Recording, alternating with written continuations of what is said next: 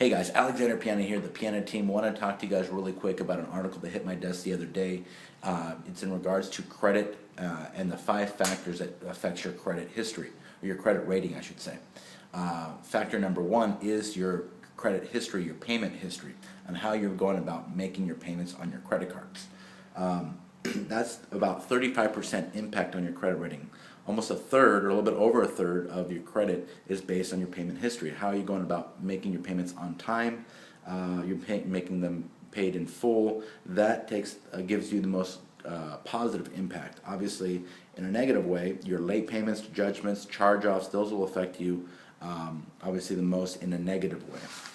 Point number 2 is your outstanding credit balance.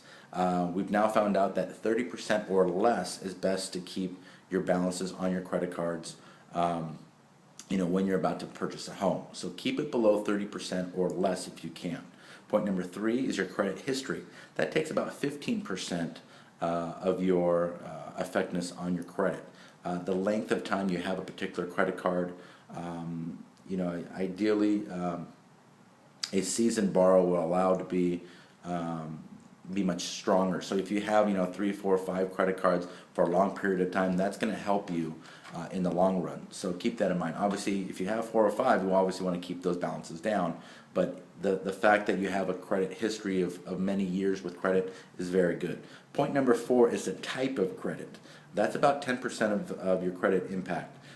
So mixing of auto loans, credit cards, and mortgages is more positive than a concentration of just credit cards. So keeping that in mind, you kind of want to have a variety of different credit. That's actually going to help your credit. If you can keep 1 to 2 accounts open, that's always a good sign. And keeping that at a low or 0 balance is what's suggested. And point number 5 is what I get a lot is inquiries. Inquiries are actually only 10% of what affects your credit.